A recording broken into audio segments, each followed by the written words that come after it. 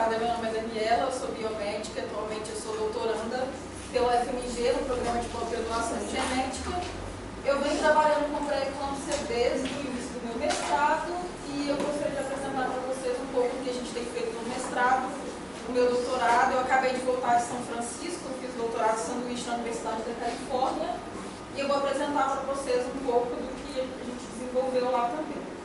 Então, meu trabalho é intitulado Pré-eclâmpsia, estudo de genes candidatos potenciais novos biomarcadores. Começando fazendo uma introdução breve da pré-eclâmpsia, a pré-eclâmpsia afeta aproximadamente de 2 a 8% das gestações e ela está substancialmente associada à morbidade e mortalidade, tanto materna quanto fetal. O diagnóstico da pré-eclâmpsia se dá principalmente pela aferição da pressão arterial sistólica, diastólica e associação com outros parâmetros clínicos ou sintomas. É importante mencionar que essa pressão arterial sistólica é maior que 140 milímetros de mercúrio e a diastólica maior que 90 milímetros de mercúrio. Precisa ocorrer após a 20ª semana de gestação, ou essa paciente seria hipertensa crônica e não pré-eclâmpsia. O diagnóstico de pré-eclâmpsia se dá após a 20ª semana de gestação. E a pré-eclâmpsia é associada a partos prematuros e também ao maior risco de desenvolvimento de doenças cardiovasculares por essa gestante que teve pré-eclâmpsia. A pré-eclâmpsia ela possui diversos fatores de risco que são amplamente discutidos na literatura, como alguns que eu vou citar aqui, como a hipertensão crônica, doenças autoimunes, como a síndrome antifosfolípide de lúpus, o fato de ser a primeira gestação também é considerado fator de risco, a placentação normal, o que nós chamamos de idade materna limítrofe, se ela tiver menos que 20 anos ou mais que 35 anos. Doença renal crônica também é um fator de risco, no caso de ter diabetes pré-existente. Diagnóstico prévio de pré-eclâmpsia por essa gestante, se ela teve pré-eclâmpsia numa gestação anterior, ela tem mais chance de desenvolver pré-eclâmpsia numa segunda gestação. Gestação múltipla e também componente genético é um fator de risco para pré-eclâmpsia. Principalmente quando a gente examina o histórico familiar, hipertensão e diabetes são fatores de risco e essas doenças possuem componentes genéticos. Quando a gente pensa nessas gestantes, essas gestantes que desenvolvem pré-eclâmpsia, a gente enfrenta o fato de que não tem um tratamento específico e também não tem nenhum biomarcador de risco. Atualmente, principalmente nos Estados Unidos, a gente sabe que essas gestantes, quando elas têm alguns fatores de risco e elas vão para o ambulatório, elas fazem uso de aspirina, e a aspirina ela tem ajudado a diminuir um pouco essa frequência e o aparecimento de fatores adversos. Mas quando essa gestante desenvolve a pré-eclâmpsia e ela possui a hipertensão, ela é tratada com fármacos antihipertensivos que são utilizados para qualquer hipertensão, eles não são específicos para pré-eclâmpsia. E os três principais que a gente trabalha é metidopa, nifedipina e hidralazina. A metidopa é o primeiro fármaco de escolha, nifedipina, crises antihipertensivas, também pode ter utilização de hidralazina. Só que um grande grupo de gestantes, elas não respondem à terapia antihipertensiva, que é o que eu trago nessa figura aqui. Eu estou querendo mostrar para vocês nesse gráfico. Esse gráfico tem alguns parâmetros clínicos dessas gestantes com pré-eclâmpsia, onde nós fazemos a subdivisão em responsivas à terapia antihipertensiva e não responsivas à terapia antihipertensiva. E é basicamente para a gente destacar a potencial severidade dessas gestantes que não respondem à terapia e a importância da gente também trabalhar com esse subgrupo de gestantes. Nós temos aqui alguns parâmetros como idade, etnia, porcentagem de fumantes, índice de massa corporal, mas os principais que a gente pode destacar é a pressão arterial sistólica, diastólica, a proteinúria de 24 horas, porque ambos os grupos estão fazendo uso de antihipertensivos e a pressão arterial delas não diminui. Assim como a proteinúria está bem elevada na excreção de proteína na urina de 24 horas, está bem maior do que essas gestantes responsivas, até caracterizando um dano renal mais acentuado nessas pacientes. E a gente também pode destacar, por exemplo, o peso do neonato, as responsivas de 3 kg para menos de 2 kg, e até a idade gestacional de delivery, que é a idade gestacional do parto, 38 semanas contra 33 semanas. Então a gente consegue ver uma severidade grande nessas pacientes que não respondem à terapia antihipertensiva. Eu quero discutir também com vocês um pouco sobre a da pré-eclâmpsia, porque é daqui que a gente tira nossos genes candidatos, os polimorfismos que a gente estuda, os nossos potenciais biomarcadores, estudando a fisiopatologia da pré-eclâmpsia. A gente não conhece causa ou todos os mecanismos que levam uma gestante a desenvolver pré-eclâmpsia, mas nós sabemos que tem influência de marcadores imunológicos, fatores genéticos, estresse oxidativo e também outros fatores por ser uma doença multifatorial, multissistêmica. A gente sabe que o primeiro, que é dito na literatura como o primeiro passo do desenvolvimento de pré-eclâmpsia, é uma isquemia hipóxia placentária. Como ocorre essa má placentação, essa isquemia hipóxia placentária, é a principal responsável pela liberação de fatores na corrente sanguínea materna. E muitos desses fatores são fatores anti-angiogênicos, como o S-FLIT, que eu vou falar bastante ainda nesse trabalho, endocrina solúvel, e também outros mediadores que a gente estuda bastante no nosso grupo, oxumítico, bisfatina, e a gente tem estudado o GDF-15. A liberação desses fatores na corrente sanguínea da mãe, que vem devido a esse quadro de hipóxia e isquemia placentária, são dos principais fatores que levam ao desenvolvimento da disfunção endotelial, e a disfunção endotelial é o que vai culminar nos fatores e nos sintomas clínicos que a gente observa nessas gestantes, como a hipertensão, a proteinúria e às vezes outras complicações, como desordem hepática e edema cerebral.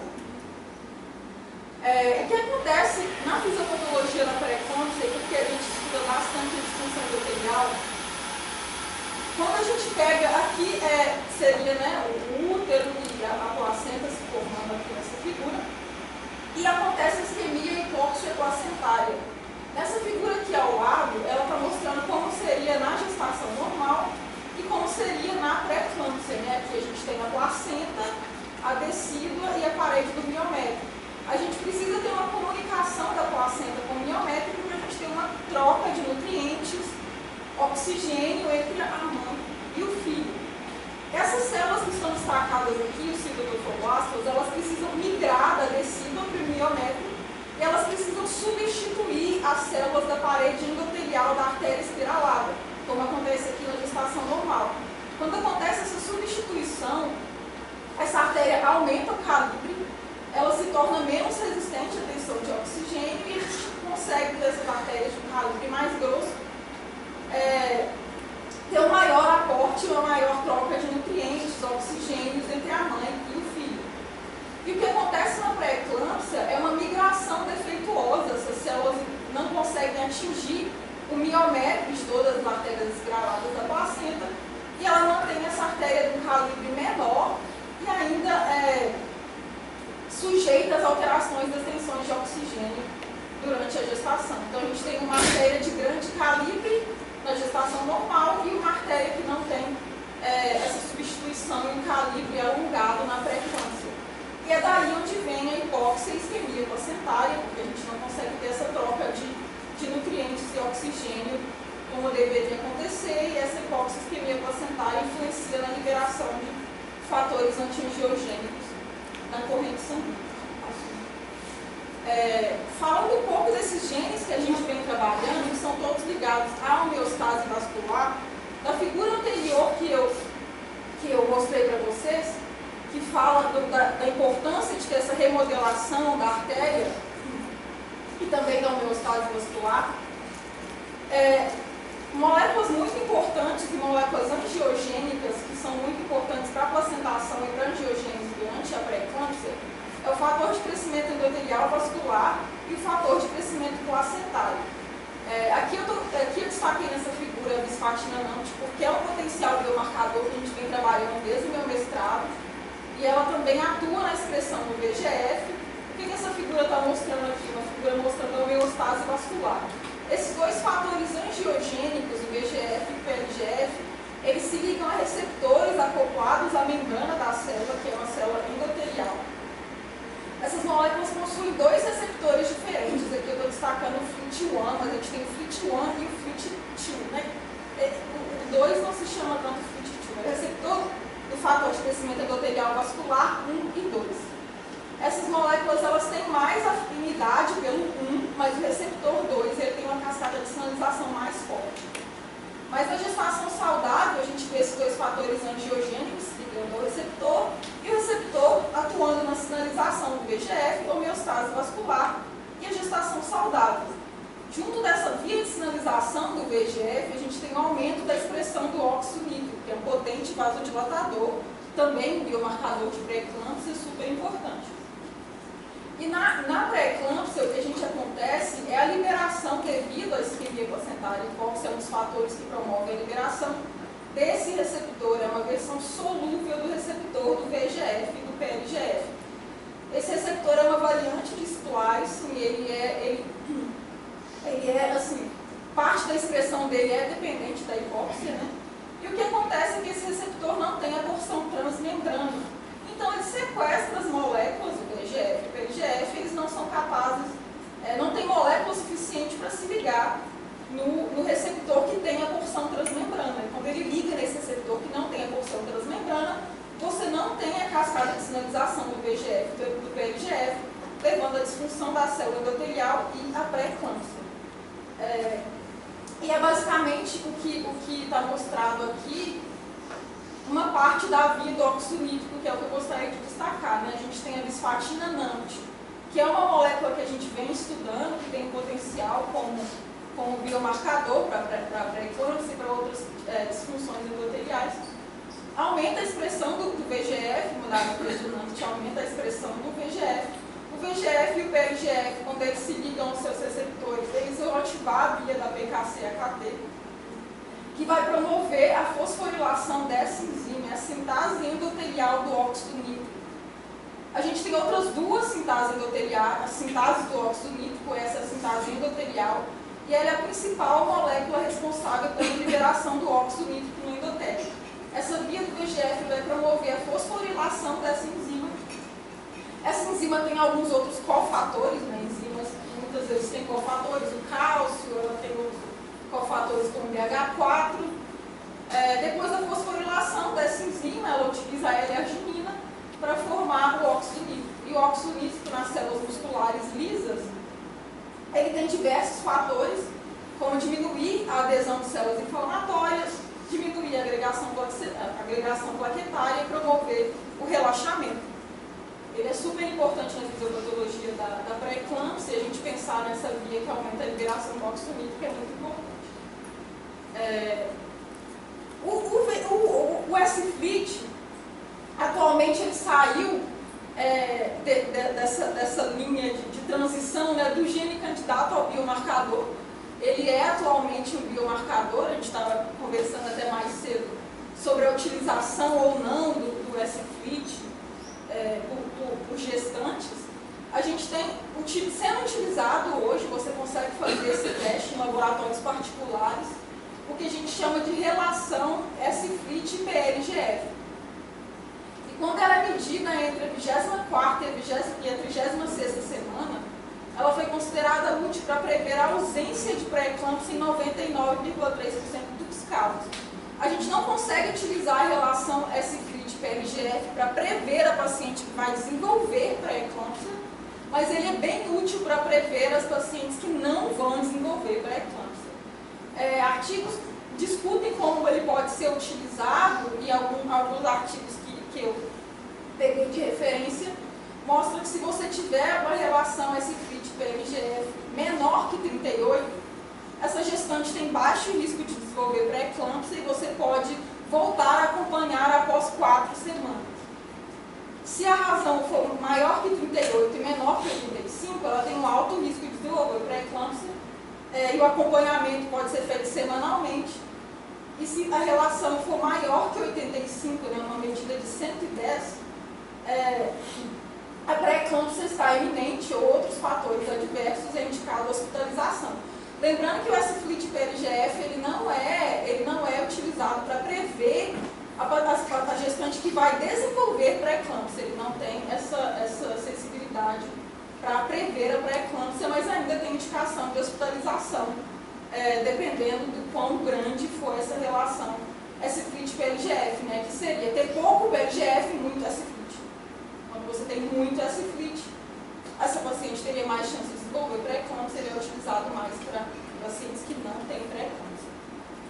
E como que faz para a gente conseguir identificar genes que são potenciais para biomarcadores, ou moléculas para biomarcadores, ou genes candidatos em doenças multifatoriais. Para doenças multifatoriais, a gente tem que lembrar que elas têm tanto a influência de fatores genéticos como fatores ambientais. O S-FLIT tem as suas desvantagens, tem as suas vantagens, a gente já mostrou aqui como essas pacientes, principalmente as não responsivas, têm um pior prognóstico, diagnóstico, mostra a importância de se estudar essas doenças e pensar tanto em fatores genéticos como fatores ambientais. A pré-eclâmpsia é uma doença bem desafiadora de se estudar. Mais de 70 genes já foram tidos como candidatos à pré-eclâmpsia, mas nenhum causal. A gente não tem um gene causal da pré-eclâmpsia. E quando a gente tenta selecionar genes candidatos e estudar potenciais biomarcadores, a gente também deve pensar nas variações genéticas. A gente trabalha principalmente com SNPs, que são polimorfismos de nucleotídeo único, que é quando você troca apenas uma base, né, do DNA, seria adenina por timina, guanina por citosina. E a gente tem que pensar, quando a gente faz essas seleções dos genes, pensa o gene está ligado à fisiopatologia da doença, e a gente pensa potencial biomarcador, variações desses genes, a gente pensa em variações localizadas nos promotores, nos exons, nos introns e também em regiões não codificantes. Porque essas variações em regiões não codificantes, elas também podem afetar a expressão gênica e conferir risco para o desenvolvimento de doença e também para a resposta aos fármacos. Então é importante a gente tentar pensar em toda a complexidade da doença quando a gente pensa em estudar genes candidatos e potenciais biomarcadores. Eu queria trazer para vocês como que a gente pode fazer uma seleção de alguns polimorfismos ou buscar polimorfismos que possam ser funcionais em doenças. A gente pensa bastante em regiões não codificantes, porque a gente deve lembrar também, né, que regiões codificantes do nosso genoma representam menos que 2%. Então, a grande maioria das variações associadas à expressão gênica, elas estão em regiões não codificantes. Atualmente, a gente tem diversos bancos de dados na literatura, onde a gente pode estudar SNPs, procurar SNPs funcionais, ver quais são os estudos que já foram feitos em relação a esses SNPs. O DPX ele é um banco bem interessante, ele é um banco que traz SNPs correlacionados à expressão de vários genes, e ele traz figuras bem, né, nesse sentido aqui. Ele traz esses plots, que tem, por exemplo, aqui é um alelo CC desse SNP.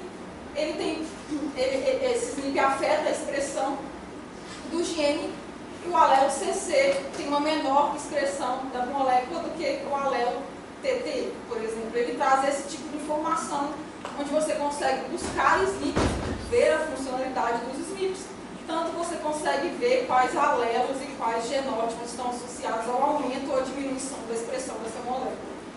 A gente tem bancos de dados para a pré-eclâmpsia, como o PE-SNP-DB, por exemplo, que traz mais de 153 estudos de associação pré-eclâmpsia.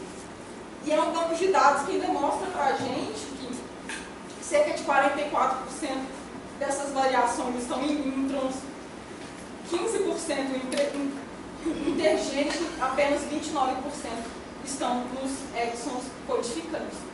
Tem outros bancos de dados, como o Regulome-DB. O Regulome-DB atualmente ele foi atualizado, ele é bem user-friendly, ele traz várias informações, principalmente do papel regulatório de SNPs em regiões não codificantes. Então ele traz para a gente alguns motifs, ele vai mostrar se esses SNPs estão em regiões abertas do genoma, se eles estão em ligação com o fator de transcrição, e vai trazer bastante informações de SNPs em regiões não codificantes. E foi assim que a gente também começou a estudar a bisfatina NAMT. Eu já mostrei essa figura para vocês, ela faz parte da fisiopatologia da pré-eclâmpsia, e nós fizemos a seleção de alguns SNPs do gene NAMT, que eu venho trabalhando desde o meu mestrado. O meu orientador vem trabalhando também há bastante tempo. O que é essa molécula, né, a bisfatina NAMT? Ela é um potencial biomarcador de disfunção endotelial em pré-eclâmpsia. Ela é expressa por diversos tipos celulares, como monócitos, células vasculares e principalmente por tecido adiposo. A bisfatina nanti ela atua em outros tipos celulares, essa figura é uma adaptação, porque para a gente, pensando na disfunção endotelial, é importante pensar no que a bisfatina nanti, como ela está atuando em células endoteliais. E a bisfatina nanti, ela é uma molécula que possui uma dualidade, vamos dizer assim. Ela pode atuar beneficamente para a célula, como ela também pode ter fatores adversos na célula, dependendo da homeostase dessa paciente. A bisfatina nanti, ela pode atuar na proliferação, migração celular, inflamação, na expressão da enose e produção do óxido nítrico, como eu mostrei anteriormente, ela participa da água de VGF, promove a angiogênese, ela também participa da remodelação da matriz extracelular, porque ela também atua em duas moléculas muito importantes, que tem vários estudos na pré-eclâmpsia relacionando também, que é a matriz de a MP2 e a MP9, esqueci o nome em português. É metaloproteinase de matriz extracelular. Ela também atua no relaxamento dependente do endotélio prejudicado. Só que, como eu disse, a bisfatina nanti atua na proliferação, migração, expressão da enose, que são coisas positivas para a pré-eclâmpsia. Ela também pode ser capaz de prejudicar o relaxamento do endotélio através da ativação da NADPH oxidase. Ela pode promover a inflamação vascular e a aterosclerose. E quando a gente pega estudos com pré-eclâmpsia, são bem contraditórios, né? Na gestação, os maiores níveis de bisfatina são atingidos entre a 19ª e a 26ª semana. Alguns estudos mostram os níveis séricos aumentados, mas os achados são contraditórios. Então, ela tem o potencial de ser um biomarcador de disfunção endotelial, mas os estudos são bem contraditórios, níveis séricos, níveis proteicos, que requer replicações. Eu queria mostrar para vocês os polimorfismos que a gente estuda, né, porque a gente estuda os níveis da bisfatina nanti, com principalmente dois polimorfismos. Essa figura é do UCSC Genome Browser, que é um navegador do genoma. E basicamente aqui a gente tem o gene do NANT, né, aqui o gene fornece, ele é o gene NANT. E o UCSC Genome Browser ele traz para a gente algumas informações de alguns projetos, como o projeto ENCODE e outros projetos de caracterização do genoma. E aqui a gente fez essa seleção de polimorfismo, a gente escolheu esses dois SNPs destacados aqui, por quê? Aqui a gente tem o gene do NANT, aqui a gente tem uma track do ENCODE, se vocês podem ler aqui. Essa região do ENCODE, ela marca elementos candidatos a serem cis-regulatórios do genoma. E eles dicotomizam aqui em relação a cores. O vermelho, o ENCODE coloca como potencial promotor, e quando você vai diminuindo aqui do laranja para o amarelo, são potenciais acentuadores. Então, se a gente for pegar aqui um dos nossos SNPs, opa, ele está numa região aqui candidata a promotor. Na região candidata a promotor, ele vai, de alguma forma, atuar na expressão desse gene. Um outro SNP que a gente pegou aqui, ele está começando numa marcação de um possível acentuador, mesmo que ele esteja no intro. Esse é um SNP intrônico. A gente tem outras marcações no UCSC Genome Browser, aqui a monometilação da lisina 4 da histona H3. Ela é normalmente encontrada próximo de elementos regulatórios. A trimetilação da lisina 4 da histona H3, normalmente encontrada próxima a promotores.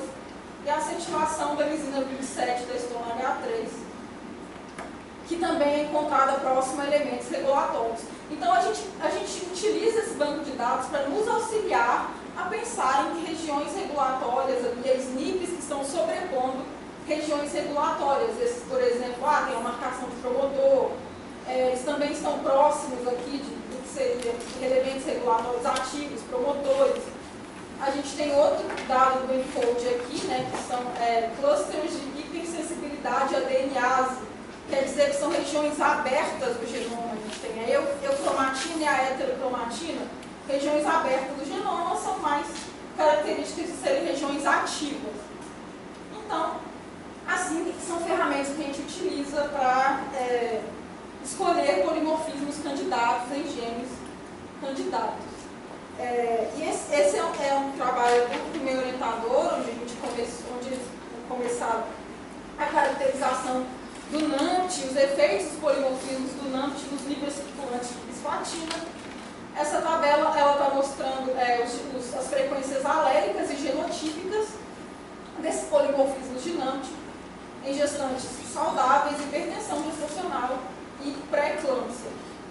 Esse aqui, o 1319-500, é o SNP promotor, e 3801-226 é o SNP intrônico. Então, aqui nós temos os genótipos, o TT, TC e o GG, e também os alelos T e C. O que está mostrando aqui para a gente, né? Está mostrando essa frequência tanto dos genótipos quanto dos alelos, aqui é gestantes saudáveis, hipertensão gestacional e pré-eclâmpsia. E o que a gente pode observar aqui é que, por exemplo, o heterozigoto TC, ele é muito mais frequente em gestantes saudáveis do que em pré-eclâmpsia. Então, a gente já consegue ver uma associação dos genótipos e dos alelos com gestantes saudáveis ou com pré-eclâmpsia. Aqui, em pré-eclâmpsia, por exemplo, a gente tem muito mais, a gente tem muito menos do alelo C, justamente como a gente tem do genótipo TC. Então, esse genótipo TC poderia ser protetivo, o alelo C poderia ser protetivo, são essas coisas que a gente estuda quando a gente pega para estudar SNPs e associação. Esses SNPs a gente também fez diversos outros ensaios, como esses gráficos aqui estão mostrando para vocês. Esse gráfico está mostrando uma dicotomização, né, que são os níveis de bisplatina NAMT, quando você faz a separação de acordo com os genótipos das pacientes.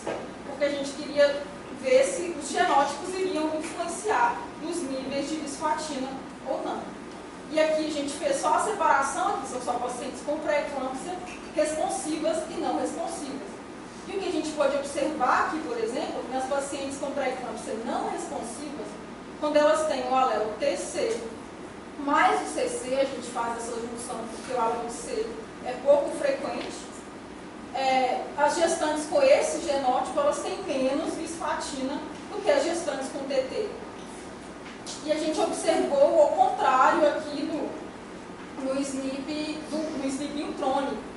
Gestantes com pré-eclâmpsia não responsivas à terapia antihipertensiva, quando elas eram carreadoras, né, do genótipo AG ou GG, elas têm maiores níveis de bisplatina NAMT do que as pacientes com pré-eclâmpsia carreadoras do genótipo AA. Isso se torna mais interessante quando a gente faz a correlação entre os níveis plasmáticos. Nesse trabalho, o trabalho que eu comecei no meu mestrado, a gente fez a correlação dos níveis plasmáticos de NAMT com o nitrito e S-FLIT. Porque o nitrito é um marcador do óxido nítrico, o óxido nítrico é muito difícil de ser dosado. E o S-FLIT já é um biomarcador que vem sendo utilizado até na clínica, né? E como a gente estava propondo que a bisplatina NAMT poderia ser um possível biomarcador, a gente tentou correlacionar com os marcadores já conhecidos, como o nitrito e o S-FLIT, para ver como que a bisplatina estava se comportando frente a esses biomarcadores. Aqui, nessas primeiras figuras, a gente tem as gestantes saudáveis na A e a pré-eclâmpsia na B, os níveis plasmáticos de nitrito, bisplatina e nitrito e bisplatina. E o que a gente consegue tirar dessas figuras? Aqui as gestantes saudáveis, certo? Aqui são os níveis plasmáticos de nitrito e os níveis plasmáticos de bisplatina. A gente observa uma correlação positiva. As gestantes que têm níveis maiores de nítrito plasmático, elas também têm níveis maiores de bisplatina. A gente pensou bastante, que aqui a bisplatina poderia até estar atuando como um efeito protetor. Naquelas primeiras figuras que eu mostrei, né? Aumenta níveis de NOS, de óxido nítrico, melhora remodelação vascular, mas a gente não observa o mesmo na pré-eclâmpsia, na pré-eclâmpsia, a gente tem uma correlação negativa. As pacientes com maiores níveis de nitrito, elas têm menores níveis de bisfatina. Ou as pacientes com maiores níveis de bisfatina têm menores níveis de nitrito.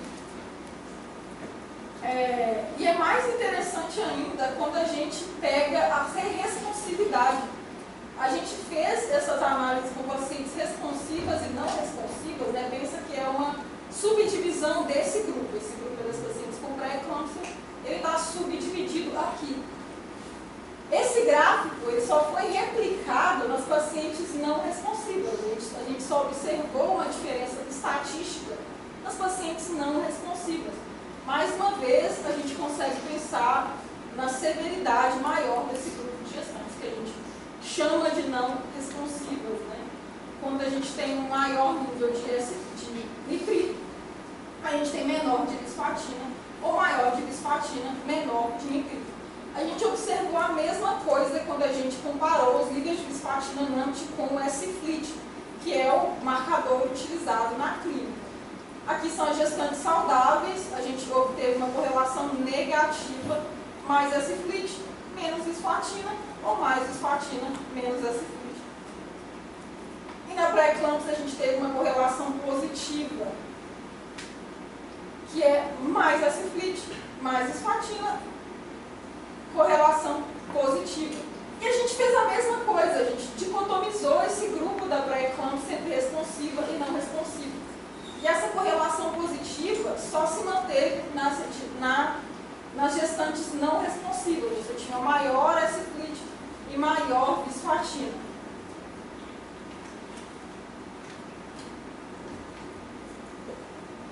E a gente continuou trabalhando, pensando, então, vamos pegar os SNPs, esses são SNPs do NAMT, e vamos ver se as gestantes dicotomizadas de acordo com os genótipos e alelos de NAMT, se tem alguma variação nos níveis de nitrito, se os genótipos de NAMT estão influenciando os níveis de nitrito. Foi o que a gente fez nesse trabalho, né? Aqui é o SNP do promotor e o SNP intrônico, gestantes saudáveis, gestantes com pré-eclâmpsia, responsivo e não responsivo. Pensando nas gestantes saudáveis, gestantes com pré-eclâmpsia, a gente não observou nenhuma diferença estatística, ou seja, esses polimorfismos de NAMT, eles não tinham nenhuma correlação com os níveis de nitrito, eles não influenciavam os níveis de nitrito, mas a gente encontrou isso de uma maneira diferente, pegando o grupo de pré-eclâmpsia e dicotomizando entre responsivas e não responsivas. Aqui é uma coisa bem interessante que a gente encontrou. As gestantes não responsivas com o genótipo TC mais CC, elas têm menos nitrito do que as gestantes com TT. Esse foi o único que a gente encontrou alguma variação. A gente não encontrou no SNP intrônico, mas por que esse dado é interessante? Né? Porque é o mesmo que a gente tem aqui. A gente tem essas gestantes não responsivas, que são carreadoras do genótipo TC mais CC, elas possuem menos bisfatina e aqui elas possuem menos nitrito. Aquela via anterior que eu mostrei bem no começo, que a bisfatina está ali aumentando indiretamente os níveis de nitrito atuando no VGF, bem interessante aqui, você tem menos bisfatina, um desbalanço dessa via, você tem menos nitrito, justamente essas pacientes que têm menos bisfatina têm menos nitrito.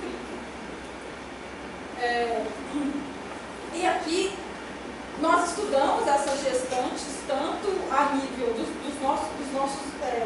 nossas amostras que nós temos, mas também estudamos esses SNPs a nível de segregação populacional. Nós estudamos pegando dados do 1000 Genomes, o 1000 Genomes você consegue baixar da internet, dados de populações para você estudar a distribuição desses alelos e desses haplótipos em populações. Esse trabalho a gente publicou com a população, essa população é de origem africana, por isso que a gente tem um bloco de criação mais heterogêneo aqui, né? O que essa figura mostra para a gente? Ela é de um software chamado Haploview. Aqui a gente tem diversos SNPs do gene NAMT e a gente quer saber se eles são herdados em conjunto, se eles são segregados em conjunto ou não.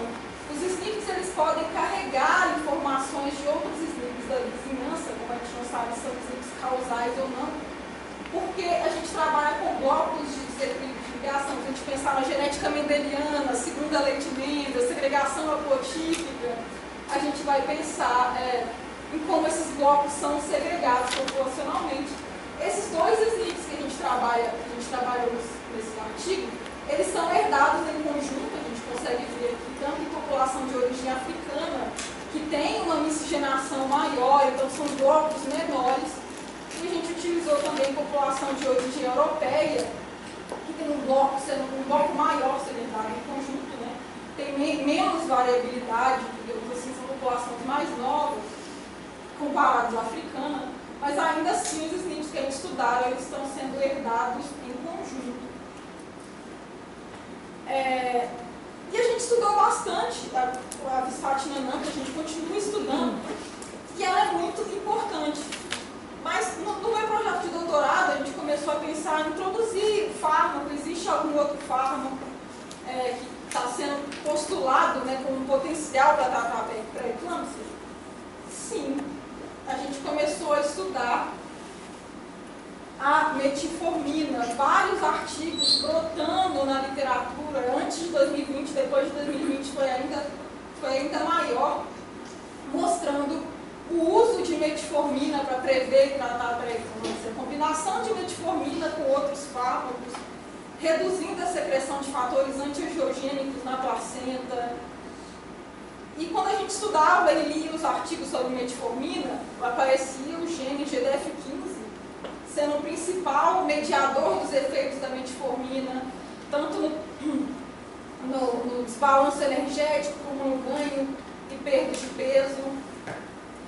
As implicações do GDF15 para a obesidade, doenças cardiovasculares, o GDF15 e a pré-eclâmpsia. Biomarcadores cardíacos, esse artigo também é sobre o GDF15. GDF15, pré-eclâmpsia, implicações como biomarcador, e uso de metformina para prolongar a gestação, pré-eclâmpsia. Então tem vários artigos utilizando e postulando, tentando trabalhar clinical trials com metformina e pré-eclâmpsia, e o principal gene que media os efeitos de pré-eclâmpsia da metformina é o GDF15. Então, o que é a metformina? A metformina é um medicamento do SUS. No Brasil, ela é um medicamento do SUS, distribuído pelo SUS, e é a primeira droga de escolha no tratamento de diabetes tipo 2. E uma coisa interessante para a gente pensar, principalmente pensando no uso de metformina e o seu potencial para gestantes com pré-eclâmpsia, que não tem um tratamento específico, não tem um biomarcador de risco, é que ela é aprovada para outras doenças, incluindo diabetes gestacional. Por que a gente sempre destaca diabetes gestacional? Porque é um fármaco seguro para utilizar na gestação. É muito difícil estudos de testar novos fármacos em gestantes, porque muitos são teratogênicos, muitas gestantes não podem fazer uso. E a metformina é um fármaco seguro na gestação, já é utilizado, já é aprovado para o uso em diabetes gestacional. A gente começou esse trabalho, um dos primeiros trabalhos que a gente leu, que fez a gente pensar e propor, que foi inicialmente meu projeto de doutorado, foi o trabalho da Brown Foot, porque um dos braços desse trabalho foi utilizar as células UVEC, que elas são um modelo de célula endotelial, incubar essas células com metformina, e uma das coisas que esse trabalho mostrou é que a incubação dessas células com metformina mostrou a redução do S-FLIT, da endoglina solúvel e da disfunção endotelial, que está ali na fisiopatologia da pré-eclâmpsia que eu mostrei nos meus primeiros slides, e foi capaz de induzir a angiogênese.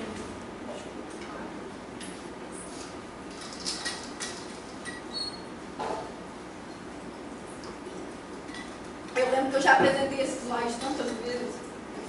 o meu orientador deve lembrar, e aparecia uma caixinha grande, vermelha, mas de onde saíram esses efeitos?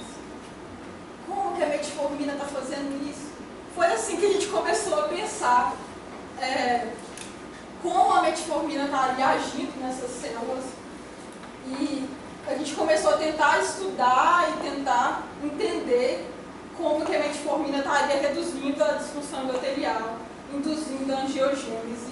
E o GDF15 apareceu na literatura de metformina porque ele é o principal gene upregulado pela metformina. Quando você incuba, quando você trata as células com metformina, em vários estudos, ele aparece como o principal gene superexpresso após o uso da metformina, e ele tem sido associado como o principal mediador dos efeitos da metformina em pacientes com diabetes.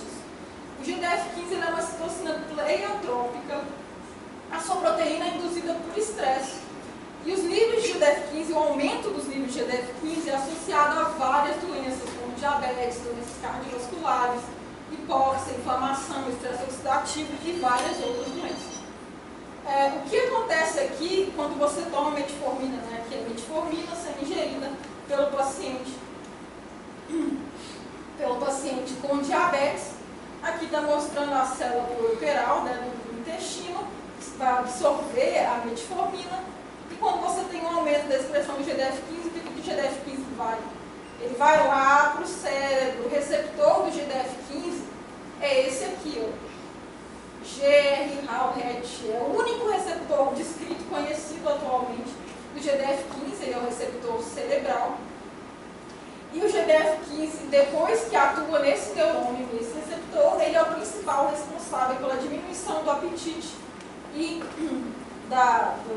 diminuição do apetite e do quanto a pessoa com diabetes vai comer, né? Ele é o principal gene associado à diminuição do peso e apetite em pacientes com diabetes. E aqui o que eu já comentei com vocês, né? Esse é um trabalho que o meu orientador desenvolveu na Califórnia. O GDF15 ele aparece não só nesse estudo, como outros estudos, como superregulado após a administração de metformina. O GDF15 ele é um potencial biomarcador tanto para o uso e resposta à metformina, né? Você faz uso da metformina, ter o GDF15 superexpresso pode ser um marcador de que o fármaco está funcionando, como ele também tem potencial para ser biomarcador de disfunção endotelial, em pré-eclâmpsia, de inflamação em pré-eclâmpsia. Alguns artigos mostram que os níveis proteicos vão aumentar do primeiro ao terceiro semestre, sendo importante para a placentação e invasão trofoblástica. E o GDF15, tem um artigo que eu encontrei falando que ele é aumentado durante a pré-eclâmpsia, mas tem pouquíssimos estudos e esses resultados são controversos, mas esse artigo também propõe o uso do GDF15 como um biomarcador para a pré-eclâmpsia. Eles fizeram um estudo pequeno, mas que mostra a sensibilidade de 46,3% para predizer pré-eclâmpsia depois da 36ª semana de gestação.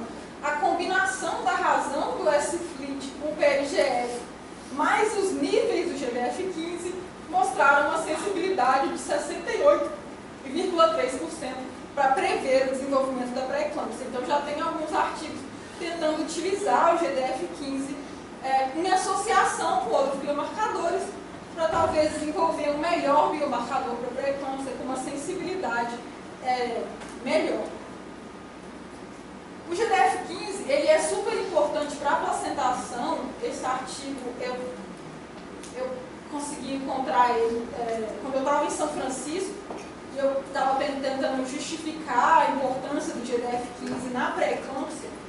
Ele é importante para a placentação. Aqui está mostrando aquelas células que eu falei que elas substituem a parede da artéria durante a placentação no início da gestação, os citotrofoblastos.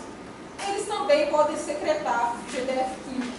E o que esse artigo fala é que na diminuição do GDF15, a gente tem uma diminuição da sinalização da via da beta-catenina, NOD3, E o que a gente vai acontecer aqui é uma pobre diferenciação, migração e invasão. Então, esse artigo associa níveis baixos, diminuídos de GDF-15 a aborto, porque essa molécula é importante para a aposentação e invasão do trofoblástica. Um dos primeiros artigos que a gente publicou com o polimorfismo do GDF-15 e a relação do GDF-15 com a metformina foi esse artigo que saiu em 2020, onde a gente faz uma associação dos SNPs em regiões não codificantes com os níveis de GDF-15 em uma região que seria enriquecida pela bisfatina. Quando o orientador estava no exterior, ele incubou células com metformina e fez um experimento chamado ChIP-seq, que a gente consegue observar onde estão as marcações de estômago, se essa região está aberta, fechada, a regulação dessas marcações de estômago. E a gente selecionou uma região, eu vou mostrar mais para frente, eu vou mostrar essa figura mais expandida. Uma região onde a metformina ela alterava as marcações de estômago, né? Ela abria, ela diminuía, ela se tornava essa parte do genoma mais acessível. E como a gente pensa, né, a gente tem variações nessa região, uma região intergênica, o GDF-15 está aqui, é pequenininho, o gene do GDF-15. Aqui é uma região intergênica, não tem nenhum gene aqui, mas é uma região com potencial regulatório. E é uma região que poderia estar fechada, e a metformina abre mais essa região. O que acontece aqui é justamente isso, a gente tem algumas marcações de estômago que mostra que essa região está mais acessível depois da exposição à metformina. E a metformina pode estar atuando aqui numa região com potencial regulatório, mesmo sendo uma região intergênica. A gente fez a seleção desses SNPs para estudar como a metformina estaria regulando a expressão do GDF-15. A gente estudou em regiões intergênicas. O gene do GDF-15 está aqui. A gente selecionou nesse artigo vários SNPs que a gente queria estudar, SNPs associados aos níveis de GDF-15. A gente utilizou aquele portal que eu mostrei para vocês antes, o GTX. O GTX ele tem vários SNPs que são associados à expressão do GDF-15 em sangue total. E a gente também estudou estudos do GWAS, estudos de associação ampla do genoma. Então a gente conseguiu ter um painel com vários SNPs que eram associados aos níveis de GDF-15 numa região intergênica que era ativada pela metformina. Olha que coisa interessante, um fármaco ele está ativando uma região intergênica e essa região intergênica é capaz de regular a expressão de um gene. Aqui é a track, né, da metformina, a gente conseguiu ela, na verdade, meu orientador foi o experimento de ChIP-seq. O experimento de ChIP-seq é ensaio de imunoprecipitação da cromatina. Você utiliza anticorpos para se ligarem a proteínas que estão ligadas ao DNA, você corta e sequencia.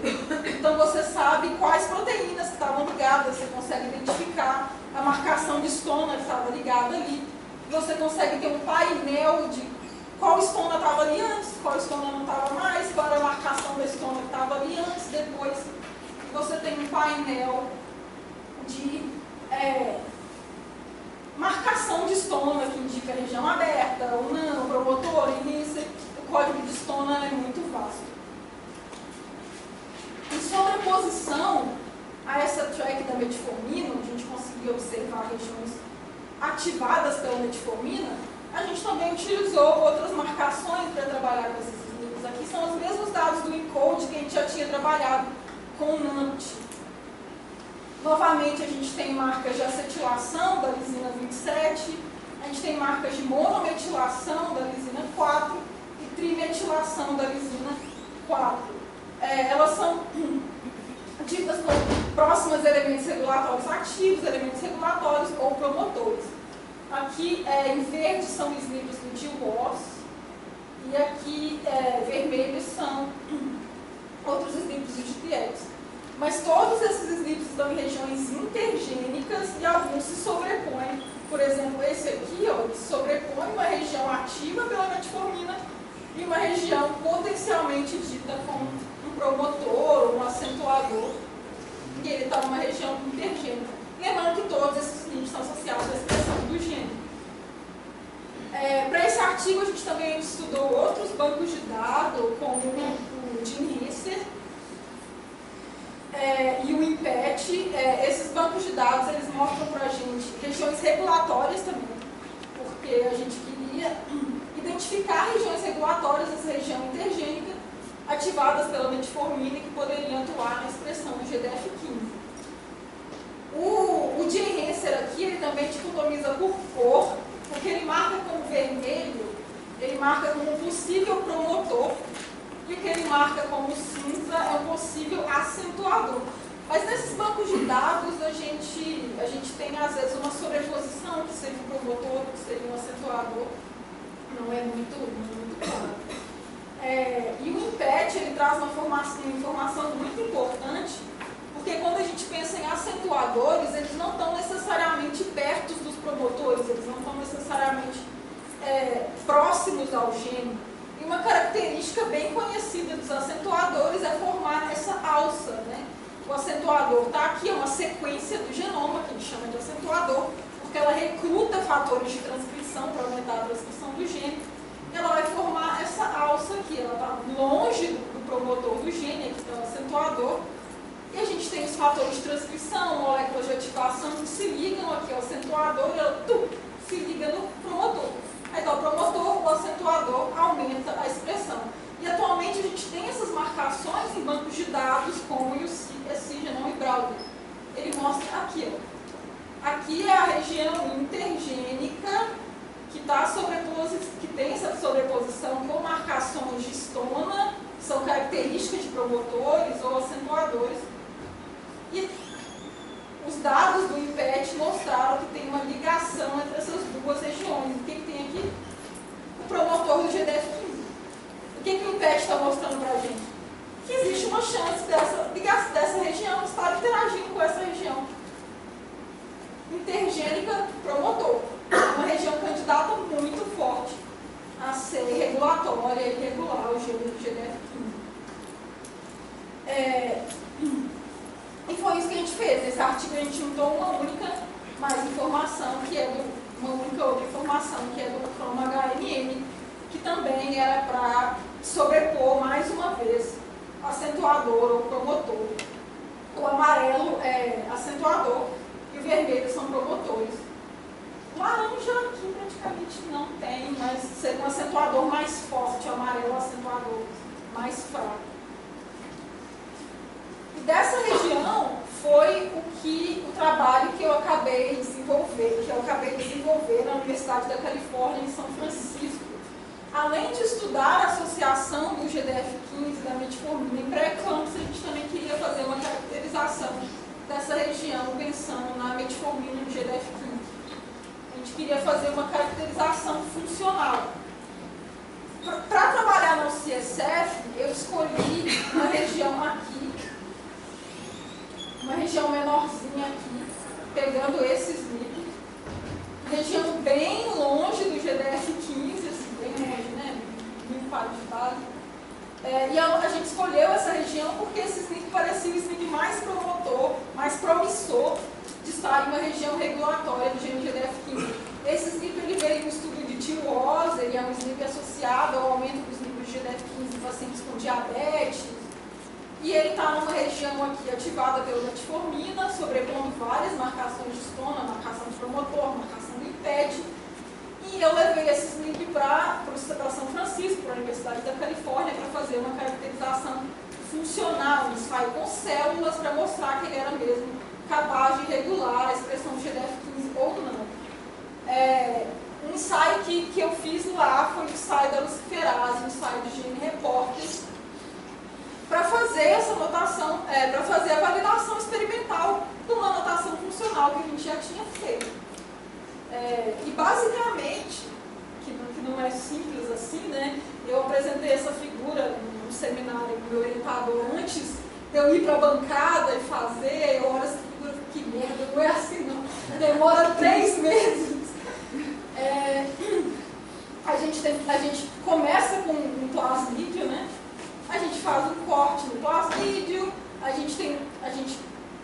DNA genômico, no caso a gente escolheu DNA genômico.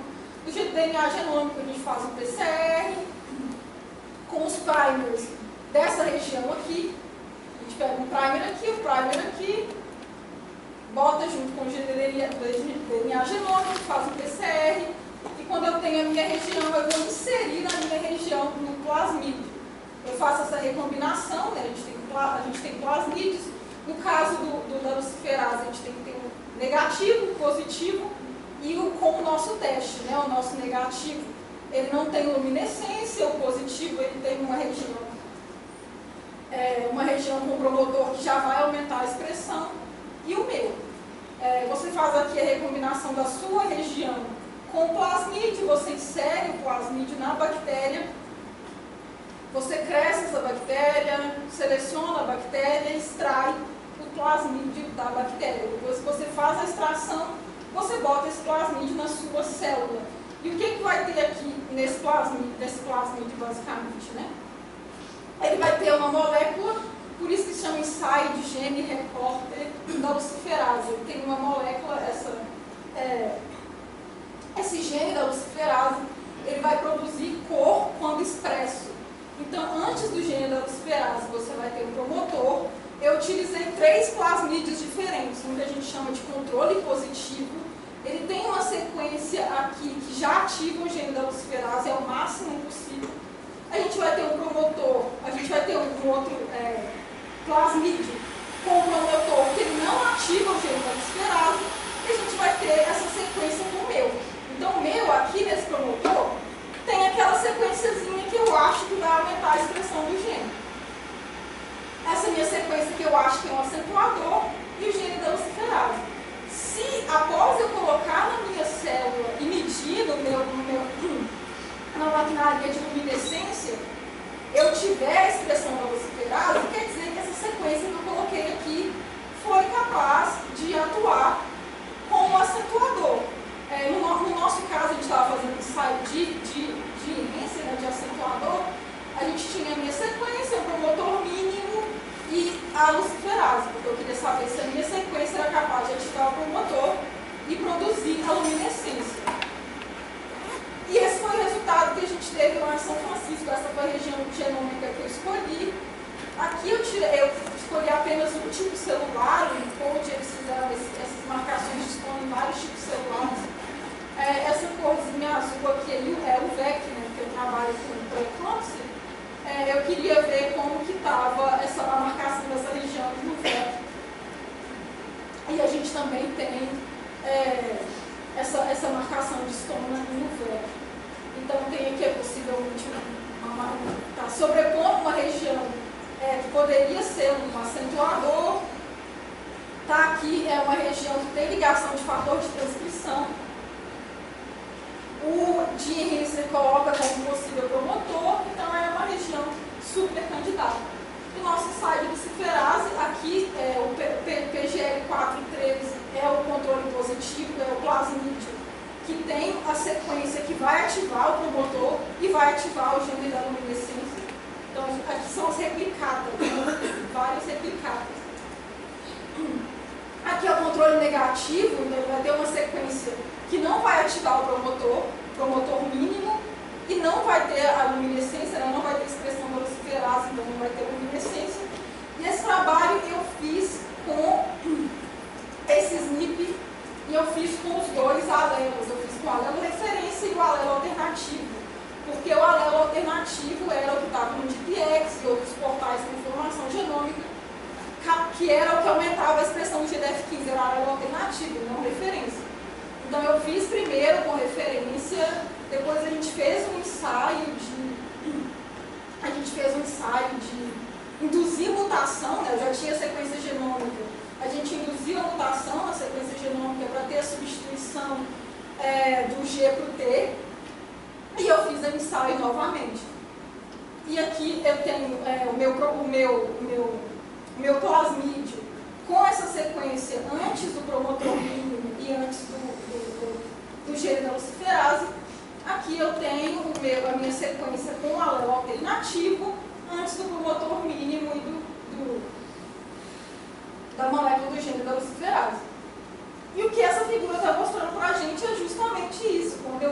Quando eu utilizei o plasmídio, coloquei o plasmídio na célula com o alelo referência, eu tenho mais alelo alternativo, eu tenho mais luminescência do que o alelo referência. E essa luminescência maior quer dizer que tem mais expressão da molécula do que o plasmídio com o alelo referência. Então a gente conseguiu mostrar o que estava aí nos bancos de dados e nos bancos da literatura, né, que esse polimorfismo é capaz de aumentar a expressão em relação ao promotor negativo, ao plasmídio negativo, e o alelo alternativo ainda aumenta mais a expressão do que o alelo referência. E depois que a gente fez esse trabalho todo de correlacionar e de fazer a caracterização do gene GDF15, uma região ativada pela metformina, a gente também quer seguir com a pré-eclâmpsia. Esses dados nunca sairiam sem a colaboração da professora Valéria, o laboratório dela, todo mundo que me ajudou, todo mundo que fez a genotipagem, os ensaios de ELISA. Ainda faltam algumas análises para a gente fazer. A gente já começou a fazer essa parte, já está praticamente, pelo menos essa parte de analisar as frequências alérgicas genotípicas e gestantes. Eu já fiz, eu estou precisando de um toque final aí que a gente estava discutindo nos últimos fatores. A gente também vai analisar os níveis plasmáticos de GDF15 nesses grupos, os efeitos dos polimorfismos de GDF15 nos níveis da proteína, de acordo com os dados de ELISA, e eu quero correlacionar esses dados com outros biomarcadores, da mesma forma que a gente fez com o NANT.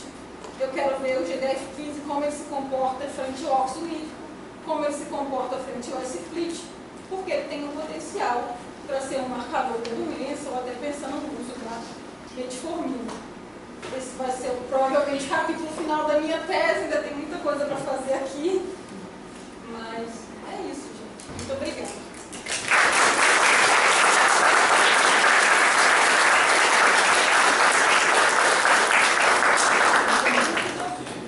Se alguém tiver alguma dúvida, pode. Pessoal, alguma pergunta?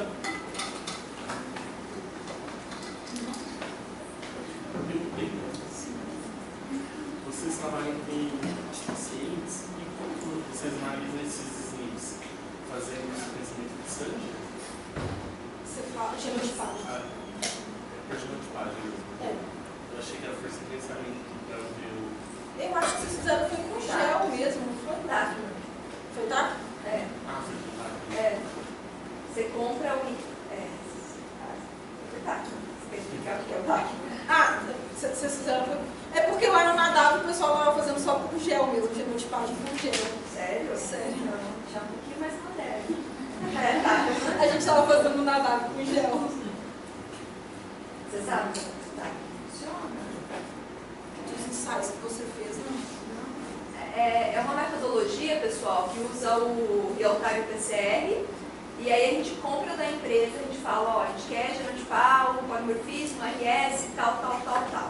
Aí chega um kit, que nada mais é que um PCR, mas ele tem duas sondas. Uma sonda que se liga ao variante G e uma sonda que se liga ao variante T. A gente corre o PCR normal, se aparecer uma sonda, a gente vê que é um homozigoto, GG ou TT, se aparecerem as duas sondas, a gente vai saber que é um heterozigoto. Tá?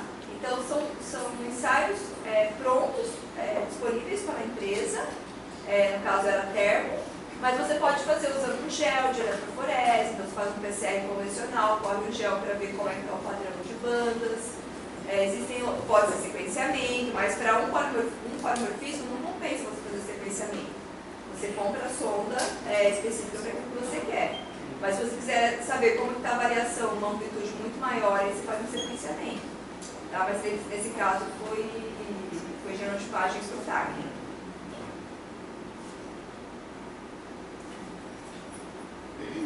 Mais ou menos. Não, você podia, eu acho assim que muitos aqui não sabem o que é o encode. Eu acho que você poderia apresentar, porque são bancos muito ricos de informação, pessoal. E se, sei lá, vocês estão estudando algum gene ou alguma proteína de interesse, vocês podem explicar um pouquinho o que é o ENCODE, o que significa esses gráficos? O ENCODE ele fez parte do projeto de sequenciamento do genoma humano. O ENCODE ele traz mais dados de variação, de expressão gênica, de controle. Mas essa ferramenta, se vocês jogarem no Google UCSC Genome Browser, ele vai aparecer esse banco de dados. E esse banco de dados, você consegue colocar tantos genes, por exemplo, você tem curiosidade com o gene X, você coloca o seu gene X nesse website. E aí ele vai aparecer assim, esse gene, por exemplo, você coloca já GDF15, ele vai aparecer o GDF15, o cromossomo que ele está certinho, e ele tem vários tipos a gente chama de tags para você adicionar. Você consegue ver expressão, ele tem expressão em tipos celulares, aqui para a gente ver que não era interessante, a gente não colocou aqui. Mas ele mostra qual tipo celular que esse gene é expresso, se é expresso mais um tipo celular do que no outro. Ele traz para a gente SNPs, variações, normalmente são polimorfismos nucleotídeo único que são presentes em mais de 1% da população. Então ele mostra todos os SNPs que estão ali naquela região, se você quiser, você pode diferenciar esses SNPs com o banco de dados, como a gente colocou aqui do GTX, que aqui ele traz para a gente QTLs, que é o Expression Quantitative Trade Loci, que são SNPs associados à variação de expressão de diferentes genes. Aqui ele já traz SNPs que são associados à expressão, não são só variações da população, porque esse banco de dados também contém SNPs que são só presentes na população, mas que pode não ter nenhuma funcionalidade associada. Aqui no caso do GPX, eles têm funcionalidade associada. O mesmo caso do GWAS, né, que é o estudo de associação ampla do genoma. GWAS são estudos que normalmente eles fazem com fenótipos ou grupos de pacientes, onde eles tentam encontrar variações que sejam associadas a uma doença ou não. Nem sempre são SNPs causais, na grande maioria das vezes não são SNPs causais, mas você tem um grupo tão grande de pacientes ou desses fenótipos que você consegue identificar variantes que estão mais presentes em um do que em outros, e aí você consegue esses SNPs de GWAS. Esse aqui está muito presente em pacientes com diabetes em relação a pacientes sem diabetes, eles fazem uma variação desses pacientes, obviamente. Esse banco de dados do ENCODE tem várias informações, por exemplo, estonas, não são só essas marcações de estonas que eles têm, mas as marcações de estonas são importantes para a gente pensar em regiões abertas ou fechadas do genoma, regiões que são promotores, acentuadores, ou regiões fechadas mesmo. Essa região é heterocromatina, não vai ter muita coisa aqui. Que mais que ele tem? Ele tem conservação, você consegue ver se essa região, ele tem algumas informações de conservação em várias espécies, então você consegue ver se essa região está presente em Homo sapiens ou mamíferos, ou se está indo em outras cadeias de evolução. Tem várias informações que a gente consegue tirar do Genome Browser, desde epigenética, genética, regulação, variação. Então, qualquer gene ou polimorfismo que a gente tem interesse, ele tem outros bancos de dados que não são só genoma humano, quem trabalha também com outros organismos modelos, CIEL, ligans, Arabidopsis thaliana, ele tem vários outros modelos, organismos modelos também, tem essas informações para outros organismos modelos. E a gente consegue tirar várias informações de genes, SNPs, regulação. Consegue exportar os dados ou só essa interface? Eu já tentei usar ele em algum momento, eu sempre fiquei sobre isso. Você consegue, por exemplo, quando eu fiz essa seleção. Quando eu fiz essa seleção dessa região, por exemplo, eu delimitei a região pelo CIS, Genome Browser, e eu fiz o download dessa região. consegue delimitar a região que você quer, você consegue inserir outros bancos de dados, igual esse banco de dados da Metformina, a gente inseriu no UC esse genoma browser, porque ele não está aqui, esses dados foram obtidos nos experimentos do meu orientador. Você consegue gerar TED files, você consegue inserir informações aqui dentro também, trazer informações de bancos de dados de fora, o cronograma IM não estava lá, você consegue incorporar, como você também consegue delimitar essa região e fazer, por exemplo, download, igual eu fiz. Eu fui lá e fiz download dessa região certinha, que eu delimitei, que eu queria, para a gente conseguir mandar para a empresa e ter a região de volta.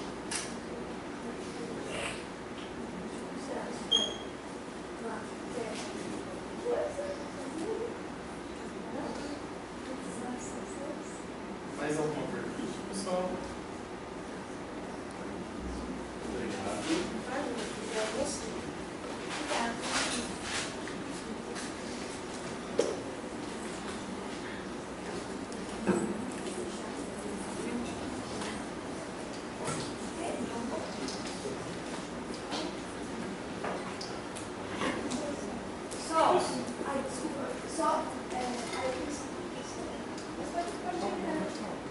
Então o pessoal está discutindo de biomarcadores, né?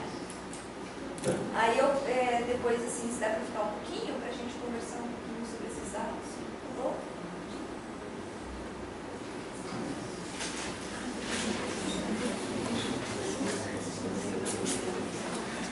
Só lembrando também, pessoal, obrigada a todos que participaram do segundo vídeo. Aí, só lembrando que o formulário dos artigos ainda está aberto, vai ficar aberto até dia 15 do mês que vem. Aí quem quiser acessar tem um QR Code, ou também tem o nosso Instagram, aqui na lousa. Mas aí tem algumas coisas que a gente está vendendo, adesivo, caneca, força, se tiver interesse.